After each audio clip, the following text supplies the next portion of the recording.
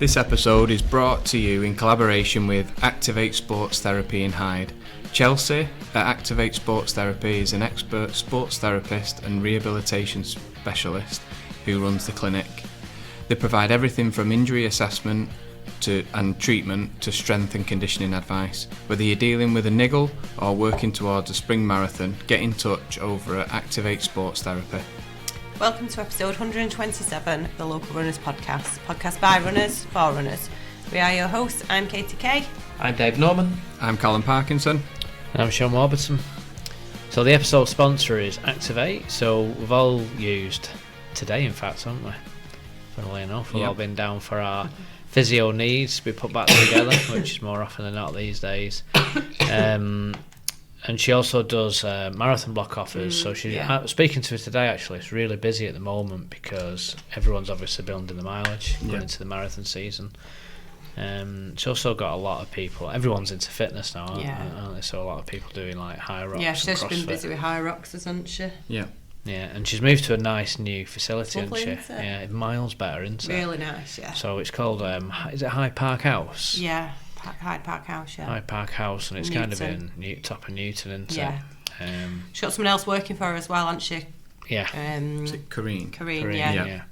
Who's a runner as well herself, so. Yeah, so it's a really nice facility they've got there, and she's really good. Yeah. Very you get a friendly Fox's mint as well at the end. Did she you said take a Fox's? No, but she said to me today, the only reason Callum comes is because he wants his Fox's mint at the end. So good, Fox's mint. That's what she said to me. All I was thinking about was having a Fox's mint. That's what she said. That's the only reason you go. Oh, I never got one of them, to be fair. Wow.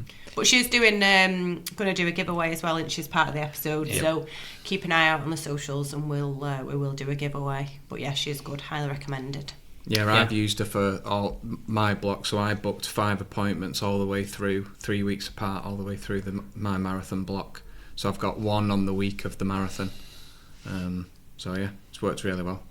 Yeah, it's good. I mean, you know me, I sort of go to Chelsea with sort of maintenance type stuff, and I tend to go to Duncan if I've got an injury, you know, when you're trying to get to the bottom of something. But I think Chelsea does that as well. Yeah. Because recently when I had that ankle problem, Duncan was away, so I went to Chelsea about that, and she worked out that it wasn't really my ankle that was the issue, it's real tight muscles further up my calf, which, by the way... She's brutal, isn't she? Yeah, that was painful. She don't go easy. And she discovered it, and it went through the ceiling. Yeah. So he's talking to me, and I was going, I can't concentrate. But yeah, she's good. So don't forget Twisted Running as well for your kit, using LRP10 for discount.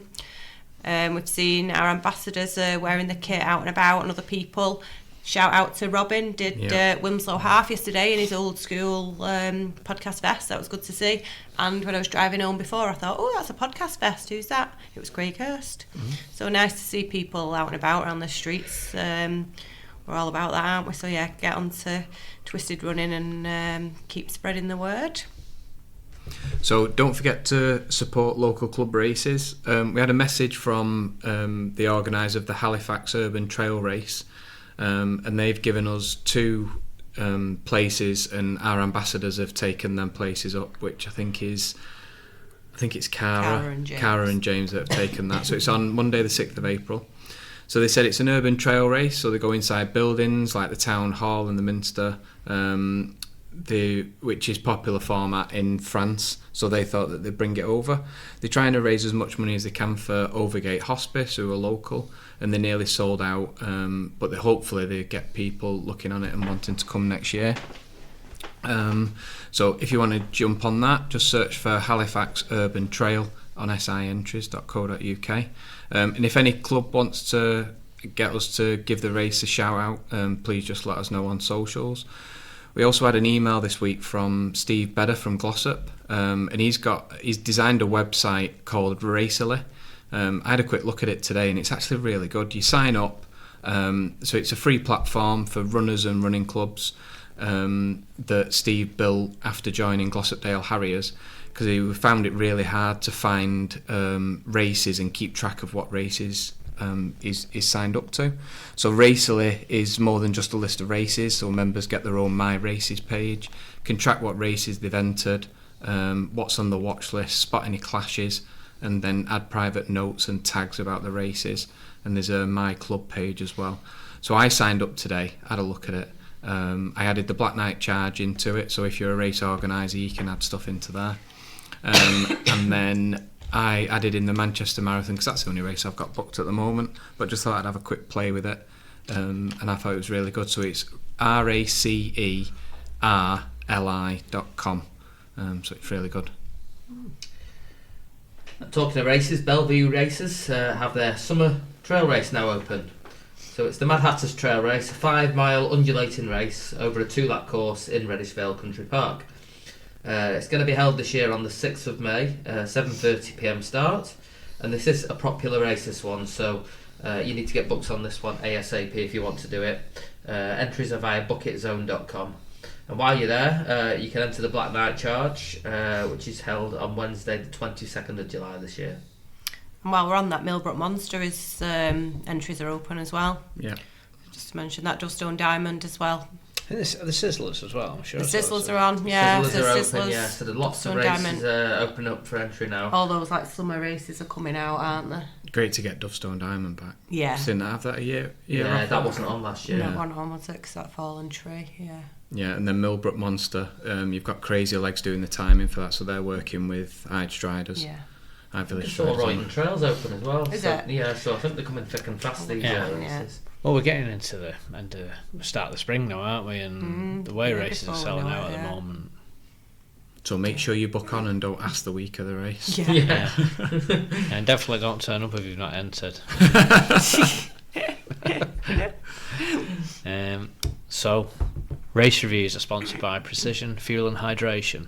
Precision Fuel and Hydration offers scientifically formulated and easy to use carbohydrate based gels, drinks and chews designed for athletes to easily track and personalise and optimise their fueling strategy.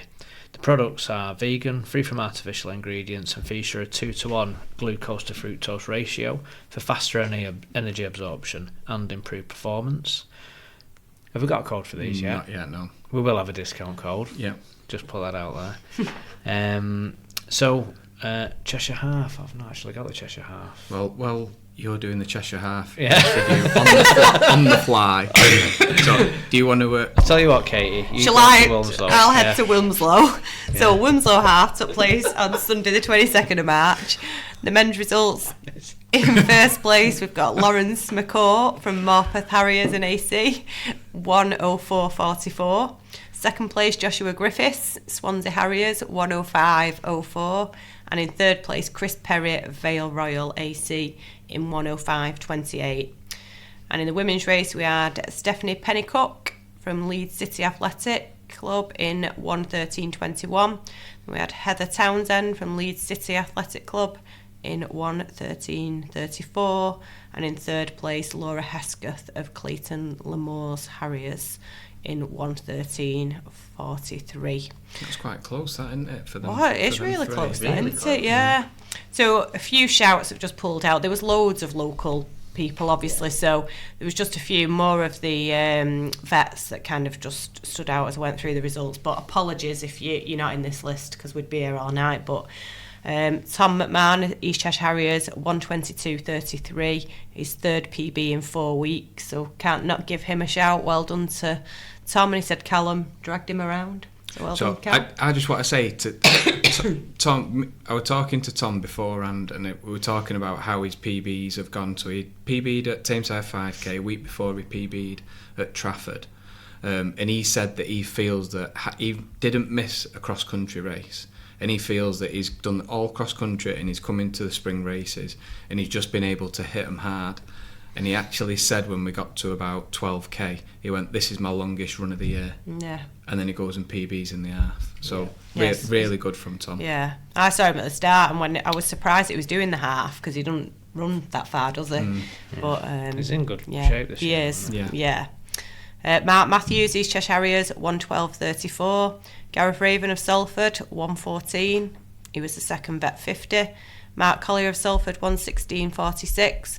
4th vet 50, but I think he was the 3rd registered because it was an England qualifier, so Mark's got an England best from that, so well done, Mark. James Henderson of Brighton, 1:18.33. Andy Porter Bramall, 1:19.04, 3rd vet 55. Sean Chambers, 1:22.57, 6th vet 60. Birthday run, yeah. Glenn Piper, East Cheshire Harriers, 1:40.40.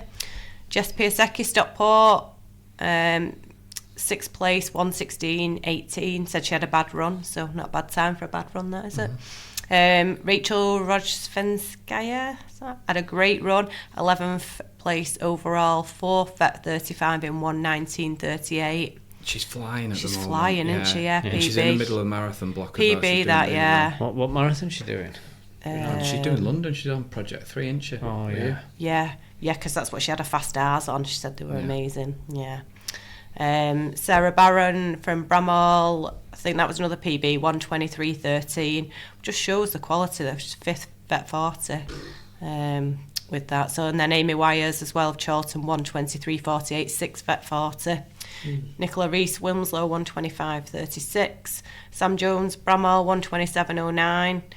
Angela Oldham, brilliant run, East Cheshire Harriers, 1:46.24, 2nd vet 70, so England best there for Angela.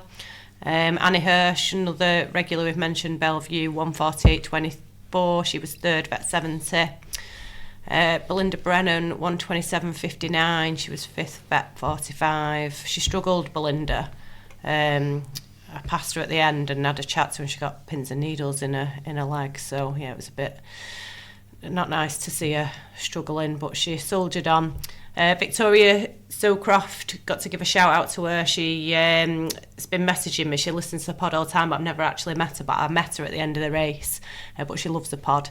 1:31.46, 6th vet 50. Jane Lawton of Stockport, 1:40.20, 3rd vet 55, and Kerry Wood Doyle, 1:40.39, 2nd vet 60.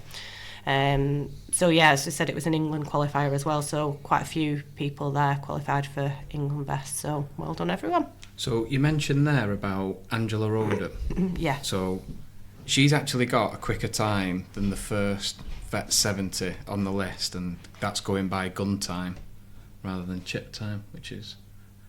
we've had this debate before, haven't we? We have had this debate. Yeah. So the positions are going to be decided on gun time. position. Yeah.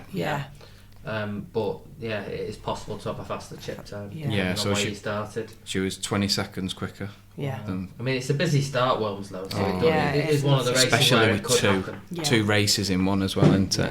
Yeah. Just while you're on those local shout-outs, somebody who I mentioned on the Trafford 10K race review last time, he's done another great performance. John Gilbert of Kent AC, he's a second claimed Chorlton runner. He ran the 2nd fastest ever half marathon by a vet 45, 65.37. Not an easy course as well. That's really not. So yeah, I couldn't believe it when I saw his time, but he's in great form. He broke 30 minutes at Trafford, and then he goes and runs 65.37 there. At first I thought it was a British record, because the time that I thought was the British record was set last year, but it was improved by somebody earlier in the year, so it's still unbelievable run. 65.37 at 45. Something else that. Yeah, isn't it? Do you want me to do Cheshire? I'll stick with Wilmslow for now, Sean. Cheshire was better. Wilmslow 10K was on the same day as we mentioned, setting off at the same time. But with the half going straight on at 3 miles, the 10K takes a turn to the left, looping back to the finish. So the results were Michael Holness of East Cheshire Harriers, 32.12, and that was a PB for him. Adam Craig, 32.42, was second. Third was Sarah DeFore Jackson of Vale Royale in 34.15, and then third male in 4th position was Cameron Falter in 35.09. The second female was Alyssa Davey of Sale Harriers in 36.50, and third female was Leonie Belmont, Herne Hill Harriers in 37.30. Some local shout outs, we've got Dylan Mackey of Hyde Village Striders in 39.41, Sam Horner of East Cheshire Harriers, 41.13. That was his first ever road 10k. Oh, well done to Sam as well. I ran with him for a bit. We ended up side by side, and he's so polite. Yeah, he's a nice lad. He's always at Hyde Park Run as well, isn't he? Yeah. Him and Robin go down. Yeah, but he's come on loads, and it's good to see. But he's a lovely lad. Yeah. Jem Mabbott of East Cheshire Harriers, 48.57, getting a PB. Daniel Partington of Trafford, 38.46. James Hartshorn of East Cheshire Harriers and a local runners podcast ambassador, 39.54. And then Rob Fowler of Bury, 36.50, and Kate Meeson of Trafford in 39.20. First one back for a bit for Rob Fowler, that. Is it? Yeah. Had a bit of a couple of injury issues, I think.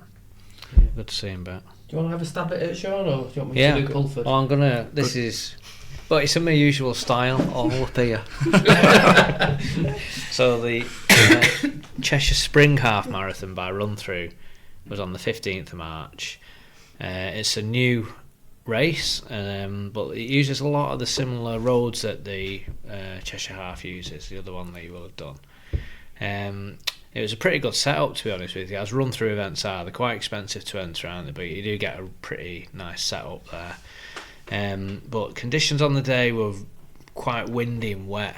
They weren't great, and it's all rural roads, so it's like an out and back, and then a loop, and then comes back in, and there's just a completely unnecessary out and back just before you finish. So as you're coming back in, you can hear the tannoy and the runners are coming in, and you think I'm nearly there, then it sends you back out again, and it is a heartbreaker. Yeah, and I was not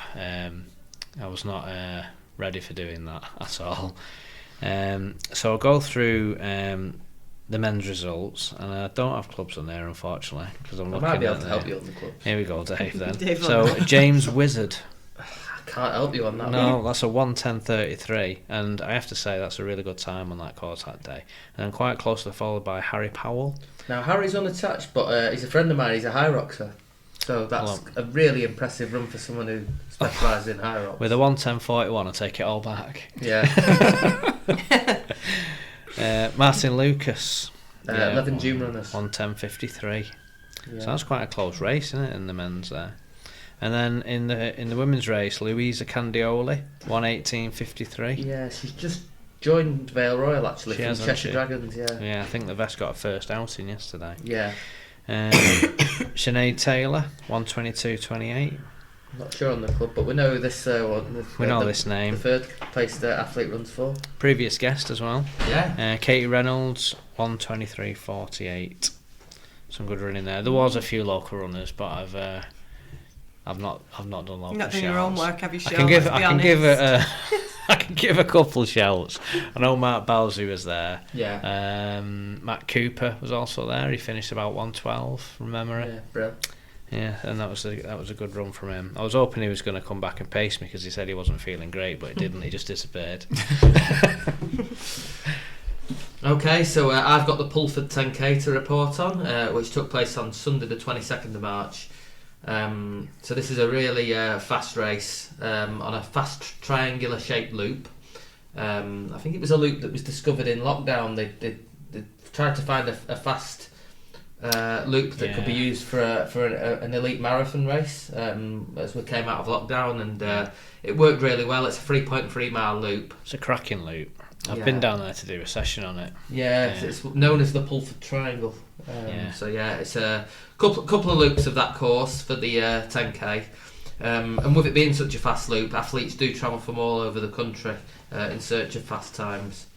And the race did attract some big names, none bigger than Mark Scott, who's the European indoor record holder for 5k, and he lived up to his pre-race favourite tag with a comfortable victory over the local runner Matt Clowes. So the results of the top three in the men's race were Mark Scott of Richmond in Zetland in 29:31. Then it was Matthew Clowes of Wrexham AC in 29:42. And then in third place it was Matthew Pickering of Aldershot Farnham District in 29:49.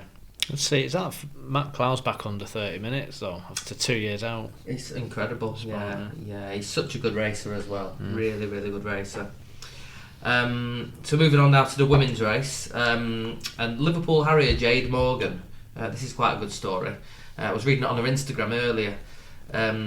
she stated on her Instagram post that she entered the race the day before because she didn't fancy running a planned solo training session on Saturday and thought doing the race would be more fun. And it was a good decision because Jade went and won the race in a very fast time of 32.49 ahead of Stephanie Tucker of Cambuslang. So nice little story that. So the podium results in the women's race, it was Jade Morgan of Liverpool Harriers in 32.49. Stephanie Tucker of Cambusland's time for the run-up spot was 33.40. And then not too far behind, it was Eden O'Day of Deeside in 33.55. So I was looking through the results earlier for local shout-outs, and with it being a race marketed at chasing fast times, and it seems to attract a lot more faster runners, shall we say. I'm looking at these local shout-outs because once I got down to 40 minutes I was struggling to find runners from local clubs. But I'm going to run through some of the local shout-outs I spotted. So we've got George Beardmore of Salford in 30.45. Jacob Wood-Doyle of Salford also, 31.05. Phil Robertson of Sale. Some of you may remember Phil joined us for the marathon special not long ago. He ran 31.14. Then we've got Joe Godwood of Sale, 31.25. Tom Sullivan of Altrincham, 31.35. I believe that was a PB by over a minute for him, so that was a great run for him. Gabriel Smith, another Salford Harrier, 31.49. Michael Whittam of Altrincham, 32.49. Might be a PB for him. I know it's there or thereabouts, but this is certainly a PB. Russell Assel-Coates, a former guest, 33.01 of Chorlton Runners.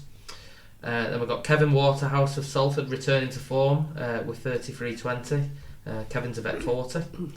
Ben Hobson of Chorlton Runners, 33.29.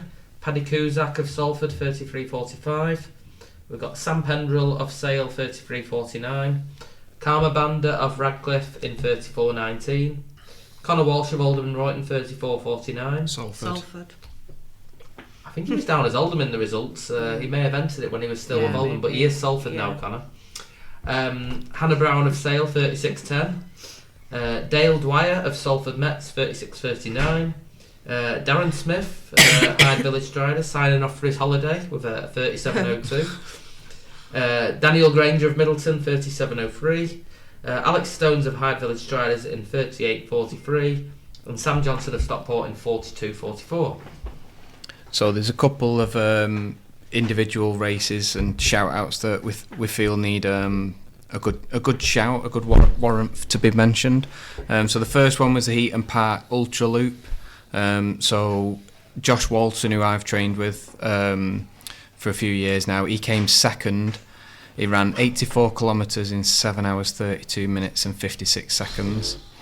In the same race we had Inky Steve. He ran as well. I'm not too sure on what the distance was. He did put it on his Instagram. 31 miles. 31 miles, I'm pretty sure. Was it? Yeah. Maybe just a bit over that. He should have worked harder because on his Instagram he was able to lift his legs quite high. He needed a bigger drop on his shoes. Good though. Yeah. They look good. And then a massive shout out for Dave Barrett on winning a 100-kilometre race in Ireland. He ran 6 hours, 31 minutes and 4 seconds, and we worked it out as an average of around 6:18 a mile. Yeah, that's 6:15 on his Strava. Was it? Yeah, so it's the British 100k champs. Yeah. And we've just seen on socials as well. He's that's what he's got a vest for, the GB. Yeah. Yeah, so he's been picked. He's guaranteed a GB vest. So yeah, well done to the ultra runners out there. So at the opposite end of the scale as well, Podium Classic, Harry Johnson, Salford Harriers. 13.48. 13.47, I think. 47. Absolutely unbelievable. Absolute massive PB. Yeah.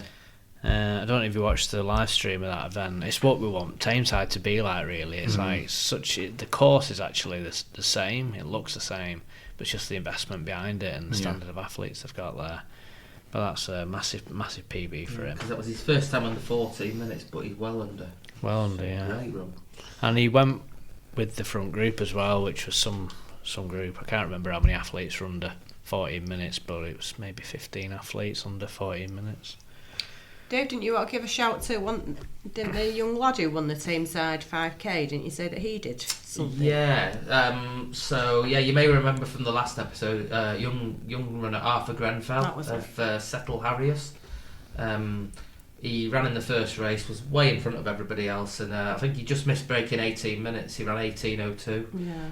And his dad said to me, he said, he's going to go to Lancaster in a couple of weeks and that was it, the Power of 5k. Power of 5k, and try and get under 18 minutes. And he actually messaged me straight after the race to say, just to let you know, Arthur went under 18 minutes. Nice. He ran 17:58, which obviously he was buzzing with. Wow. So, yeah, well great to see that. Yeah, well done. So from 13:47 5Ks to training. Yeah. Training and racing. Wondered where you were going with that then, Sean. Well, actually, training has been pretty good the last couple of weeks. So, volume-wise, it's been pretty consistent. So I had a little bit of a down week for Trafford, but since then, in 76, 74, 81 and a half is the week just gone. Yeah. So it's been pretty good, and sessions have been going well. But racing has not been going well. So I ran 34. Just 59 at Trafford, and then I can't even remember, it's like 1:18:38, 39 something at the Cheshire half, which actually on paper, if you put it into the calculators, is even worse than Trafford, the time. So it's a weird one really. I can't quite put my finger on it. So there's a few things I'm looking at the minute, and they're not training related. Just chatting it through with Dan, we do think training's going well, and I feel good in training as well. I'm not struggling to recover, but I just struggle to push myself. So I guess in training you're never going 90%, 100%, you're always, it's controlled, and I'm okay with that controlled zone. But as soon as I go into a race situation, I try and push above that threshold. I actually can't. So the top of my, what you'd call LT2, is about a heartbeat of 168 for me, and I just can't go above that. I'm really struggling to go above it, which is weird, because normally you have the opposite problem in a race where it's skyrocketing, and you're trying to manage it, and I'm not having that at the moment. But as a consequence, then you hit your ceiling quite early, and so I don't know why that is. So I've got I'm looking at a few things in like what I'm doing, but I've got a threshold test on the treadmill planned on April the 1st of all days. What a day to get your results. So we'll see what that says. So we've done physiology testing before as a group, haven't we? So I'm just doing this on my own this time. And what I'm doing this time also is doing a VO2 max test to see. I've never had one of them before. So that's where you do the ramp test and you just keep going until you can't run anymore. Yeah. And I'm also just doing some testing on my bloods as well, just to make sure I'm eating everything I should be and stuff like that, because I guess things like low iron and stuff like that can cause those kind of symptoms. But overtraining can cause that as well. You know, if you've got a suppressed heart rate, it can be that you're not recovering well. But I don't feel that's the case. So London is coming, whether I like it or not. There's nothing I can do about that, and I'm not going to miss out on London. But I just probably need to sharpen my pencil on what I think is achievable. If you look at like across those two times, what they don't calculate is a sub 240. But yesterday, having been changing some stuff in my diet a little bit as well, I ran really well in a session. So I've been sort of almost running on a bit of anger in a couple of sessions because of the way my racing's going. And yesterday I thought, right, I've not got no right to be going out at 6-minute miles in London in a few weeks based off what I've been doing. But tomorrow I'm hitting this session at 6-minute pace, whether my body likes it or not. And I was very grateful to Carl Hardman for coming in down and jumping on a few reps for me. So we did 4 reps for me out of the 6. So I did 6 by 2 miles. And we were pretty good around that. I think I dropped off to... I think I averaged 6:03 across the whole session. And the last 2 reps were a little bit slower, but not a lot slower. So I was well pleased with that, because that's not much different than around Cheshire. half at, and that was a race effort. So maybe I'm onto something with just what I'm doing a little bit. I mean, if I run 6-minute pace in London in a few weeks' time, I'm Michael Jackson. I would say that, but at least I know I'm pushing myself and going after it. But yeah, you've got to back yourself, haven't you? So yeah, but training is going well. I've not got an injury. It's just I'm struggling to convert good training into good racing at the minute. And you've not got any other races booked now between now and... No, I've not got time for it really, to be honest with you now. I am up against it. Don't we? Yeah, because it's a shame that Salford isn't on, because Salford's just such a good time. Yeah, having that on Good Friday. That's what 2 week out from 2 week out from Manchester. It'd be 3 from London. I think with the way things have been going for me, I probably wouldn't want to race again now. I don't know what I'm going to get out of it other than another kick in the bollocks. So I just want to focus on... Maybe it's just going to all come together. Yeah, as Dave said in the last one, I keep listening to them wise words. It'll be all right on the day. What you got to ask yourself at the end of every week is, am I further on than I was a week ago? And it sounds like you are. Yeah, definitely. You know. I would say, looking at the data on that session I did yesterday, and I compared it to sessions I did before Berlin when I PB'd, it was as good. Yeah. You know, the heart rate, the pace. And I'm looking at that thinking, that's really encouraging. Yeah. So it's a funny one, really. I've done marathons where, you know, it's a good run's not looked on the cards with 4 weeks to go, and then you time your peak just right, and it sounds like you might be doing that. Yeah, hopefully. Like I say, this test on the treadmill, if that gives me some good numbers, it'll give me some confidence as well. Certainly what it'll do, it'll tell me what kind of pace I can go out at in London without blowing up, which is not something I want to do. You know, I mean, being loads of people cheering at you crawling along the embankment is not long. Rhinoceros going past me. Can't run to go.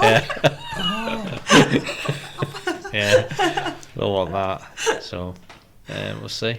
But I am looking forward to it. Sounds like it. Yeah, I could do with another couple of weeks, really, but I haven't got another couple of weeks. Like I say, the race is coming around, isn't it? Yeah. What about you, Cal? Looks like it's going well. Yeah, so since we last recorded, I've done 2 races. So after we last recorded, I did 4x4 minutes, hitting them at about 5:45s, and then I did 2 10-minute efforts at around 6:20, with a 4-minute jog in between. So that should have been a little bit slower. It should have been around 6:30, 6:25. That's going to be the marathon pace. I did Grindleford Gallop just over a week ago, so that was the 5th time that I've raced it in 10 years, and I've ended up going down from like 3:12, 3:07, 3:05, 3:03, and then I got 2:57.53, so I'm chuffed that I got sub 3. I actually researched someone's race from last year and looked at their checkpoints, their checkpoint time, so I had it printed out on a little piece of paper so I could work out that's the time that I need to go through the checkpoints at to get round about a 2:48.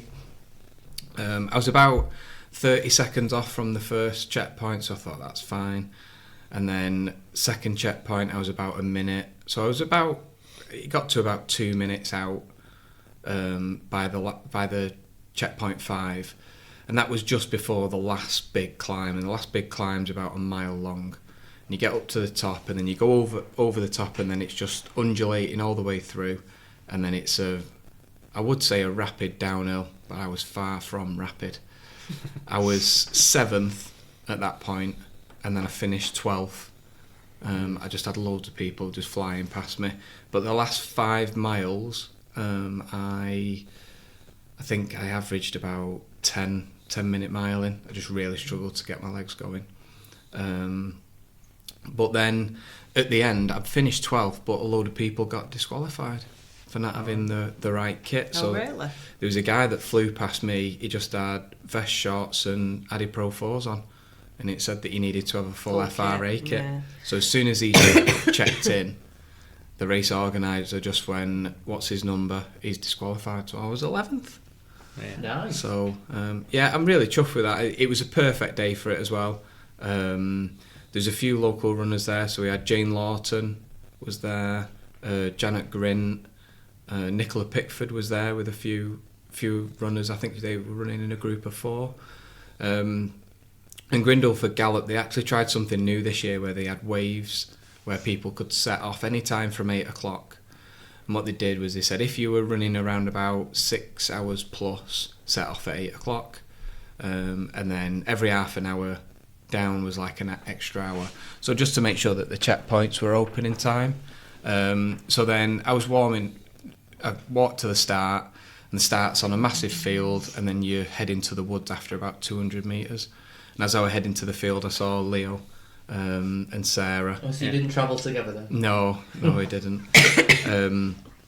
So then they set off, I think they set off about 8:30, 9 o'clock, and then the race started at 10.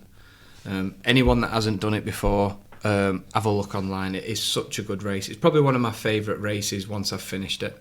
During it, or during them last 4 or 5 miles, definitely not. So then, week just gone, I recovered really well. I've been taking creatine for the last 4 weeks now. And I do feel that that's had a big impact on my recovery. On the Tuesday after Grindleford, I was able to do 6 1Ks at 5:50s. And then Thursday I did some alternate miles. And then Sunday I did Wilmslow half, a little bit quicker than marathon pace, so the aim was to get 1:23 and try and hold that consistency through. So that was supposed to be around about 6 20-minute miling. And I averaged about 6:17, 6:16. And it was really controlled all the way through. I didn't feel like I was exhausted. That last little climb, which everybody hates anyway, I was exhausted on that. But yeah, it worked really well. Shout out to last episode sponsor, Kylo in the Wild, wore them glasses. Really good. I've actually ordered 2 new pairs as well, to go with my new vest that I'm wearing for Manchester. Optimistic. Yeah. I am hoping it's slightly sunny but cold. Yesterday was good race conditions though, wasn't it? Yeah, it was really good. It was just right. The weather was right, yeah. So yeah, and then I've mentioned it at the beginning of the block. I'm running for the British Heart Foundation. So anyone that missed that, a friend of mine passed away about 2 years ago. He passed away in his sleep of an undiagnosed heart condition at the age of 42. So I'm running it in his name, so Paul Hilton, and sponsorship's going well. Wanted to get 500 quid. I'm on 475 quid. So I'm really happy with that. So if you can spare any money, I've put my Just Giving on socials. So yeah, give what you can if you can. And that's it from me. Over to Dave. Over to me. Right, okay, so last time I reported on 0 miles in a nutshell. Between recording 2 episodes ago and recording last time, unfortunately I've been out injured, haven't been able to run at all, and I'm afraid it's the same again this time. I've still not done any running, so it's now over 4 weeks since I did a run. I do have a diagnosis now, so I went to see Duncan on Thursday. As Sean mentioned earlier, the physios have been so busy that it got to the point where I couldn't get in with anyone, but I have my monthly appointment with Duncan looming, so I just rode it out and went to see him last week. But he confirmed that this pain I've had in my knee, which has been the big issue, is patellar tendinitis. And he's given me some exercises to do, but the one thing he has stressed is that the worst thing you can do with patellar tendinitis is do no physical activity at all. He said, because that will just make it worse. He said you've got to keep it active and got to sort of stage a return to running, if you like. So yeah, I told him I'd been out on the bike and it had responded well, so he said that was no surprise to him. So I managed to get a good couple of weeks of cycling in, but then unfortunately last weekend my bike I was 16 miles from home. I was out on a long ride and the the bracket on my pedals snapped off. So luckily I was within a mile of a Halfords, and I had to push the bike on foot towards Halfords and see if they could repair it. And unfortunately, the technician was booked up for a week. So all I could do was leave the bike with them overnight, which they were willing to do, pick it up the next day, and then I had to make my way back home on public transport. But the one good thing that came out of that was I walked 1.5 miles to get to the Metrolink station, and up to that point, like, I've been hobbling around at work. I'd not been able to use the stairs, but it improved quite a lot over those last few days, and I walked that 1.5 miles to the Metrolink, and until I got to the steps up to the main road, it was fine. So if I can walk 1.5 miles, having like been hobbling around for the last 2 weeks, then I've made good progress. So I've started integrating a bit more running and a bit more walking and a bit more cycling, rather than just doing cycling, because I think that will help with the return to running. And as it's progressed, I've tried to introduce more hills. So the last 2 days I've been off work and I've done 2 pretty substantial walks. Yesterday I walked over 4 hours. I walked 12 miles, over 2,000 foot of climbing, 25,000 steps, and apart from one moment where there was quite a drop off a rock, and I just landed in a bit of an awkward way, I had no problem at all. So that was really encouraging. And then I've done 10 miles today, so 22 miles of walking in 2 days, which is really encouraging. I'd say that's actually a good diagnosis, that, isn't it? Because it could have been anything, couldn't it, in the knee? Tears, well, because the pain was towards the top of the bone as well, below the knee. I was worried it was like a bone problem. Yeah. So in answer to when I might be able to return to running, I did the other day try and break into a jog across the road, and just doing 10 seconds at 10-minute miling, I was in immediate pain and was still in pain with it 24 hours later.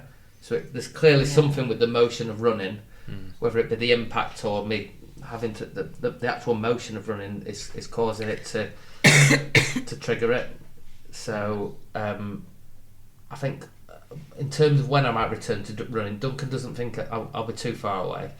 He says the first run back is probably going to be a short combination of walking and running, where I alternate the two. But he thinks I'm not that far away.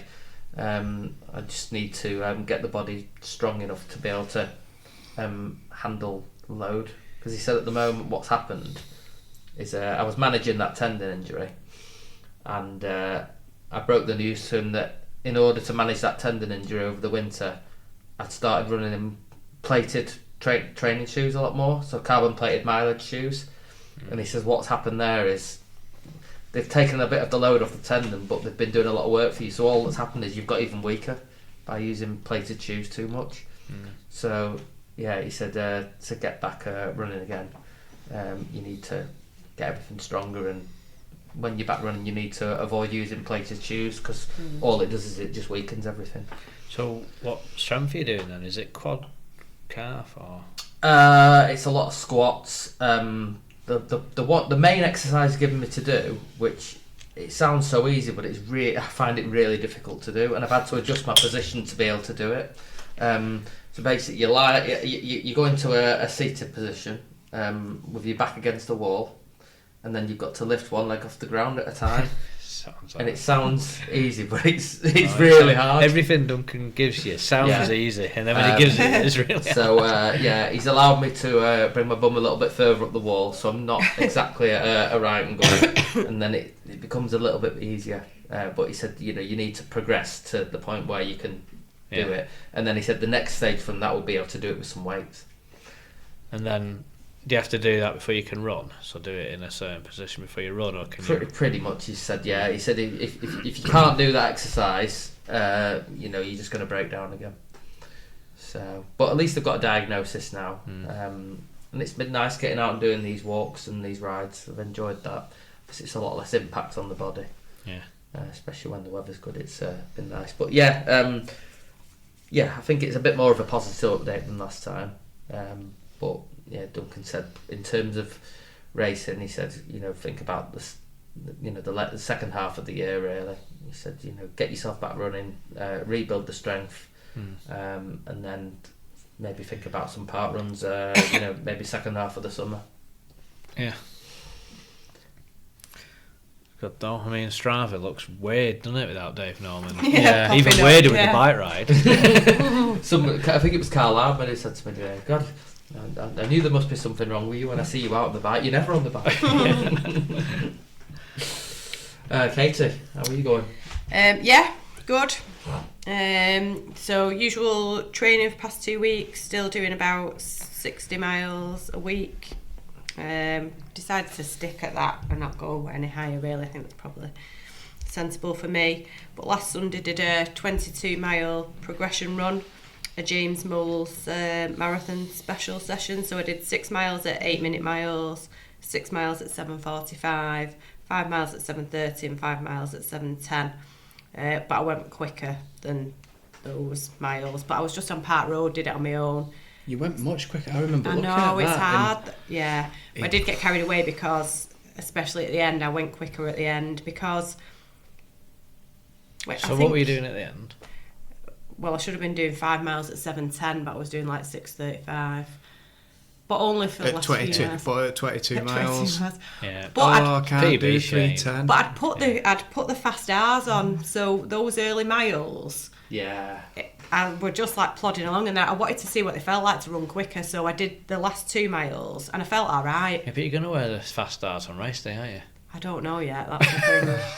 I'm not sure, but they felt really good anyway. I had no issues, but yeah, I was just bored. It's just boring, isn't it, on your own? So I did try to stick to pace, but I was quite a bit quicker than I was. But the aim of the session was there to do progression. And progress you did. I did progress, yeah, so I was quite happy with that. And then it was Wilmslow half this weekend. Decided not to taper for it, so I'd still built up my 60 miles by the end of the week. Cause I thought the priority is more just getting the distance in at the minute. And again, was in 2 miles literally on the start. I didn't know what shoes I was going to wear. I didn't know whether I was going to run at marathon pace or run fast and just see what happened.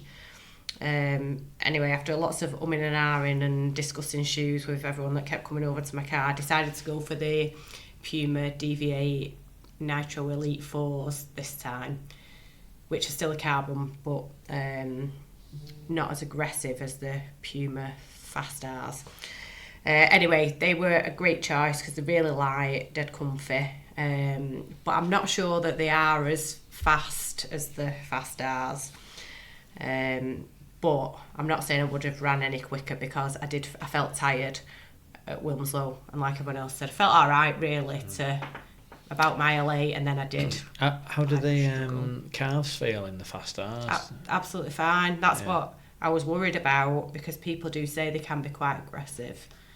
And people did say to me, how were your calves the next day? Well, I did 22 miles and absolutely fine, no different. So sounds like they suit you. Yeah. So I kind of wish I would have tried them yesterday, but yeah, I went for the others and they were fine. So yeah, I did to mile 8, probably similar pace that I'd done at Media City, but then I went a bit backwards after mile 8. Finished in 1:27.05, so still happy with that, and it's my second fastest half after Media City a few weeks ago. Shout out to Sam from Bramall. We kind of kept each other going. We were just like toing and froing between each other. Just managed to scrape third, vet 45, so probably got an England best for that. Hopefully I'll just have to wait and see the results officially come out, but should have done. So yeah, 2 more weeks now, like we've kind of all said. I'm not doing any more races now, just trying to... I've had a bit of a cough this week, so it's probably been really annoying tonight. Bit of a cough, and just think it's better to have it now, isn't it? And then like I just want to wrap myself up and stay fit, stay well. So yeah, 2 more weeks and then taper. And yeah, let's just just get there now. Do you know if you're going to race Manchester or London yet? I think I'm going to race Manchester because it's first, isn't it? And even if I say I'll take it easy, I'll still get caught up. Even if I don't race the whole thing, I'll get caught up for some of it, and then I'll still have it in my legs for London. So still 26 miles whether you jog it or race it, innit? So I think your best bet of running fast is Manchester. Yeah. Or if you were serious about London, you'd have to just not do Manchester. Yeah. I think that's more the realistic way of doing it. I think that's the right choice. I think Manchester's quicker than London. I think you'll get a good I still time. don't fancy Manchester at all. That's my only thing that's in my How head. far apart are they? A week. So I think closer to the time you'll have a better idea what the weather's going to be doing at both races. Yeah. Oh, that's a great show. And you might be able to make a decision based on that, because if London's going to be brutally hot, then you're probably better off going for it at Manchester. Yeah. That's a good shout, yeah. You've got a bit of flexibility, haven't you? Yeah. Because your training's not going to change much, is it? Really? No. You're still going to be dropping off around the same. Yeah. Maybe just a bit earlier if you were choosing Manchester. You're going to taper to Manchester, then you're going to do a marathon. Yeah. Then you're going to taper for the week and then do London. Yeah. Yeah, Barrett can do all that in one go. I'm sure I can do it a week apart. Cheesy crumpets, that's what it's all got about. the cheesy crumpets. Yeah, I'll be fine. Well, yeah, so that's me. Yeah. Next episode is an interview with our first brother and sister duo on the podcast. An East Cheshire Harrier who has PBs of 800 metres 152, 1500 metres 352, 5k 1448 and the 10k 3126. Joined by a Trafford AC athlete who has PBs of 800 metres 209, 1500 metres 419, 3k 938, 5k 1620 and the half marathon 124. We'll be speaking to Joe and Sarah Hudak.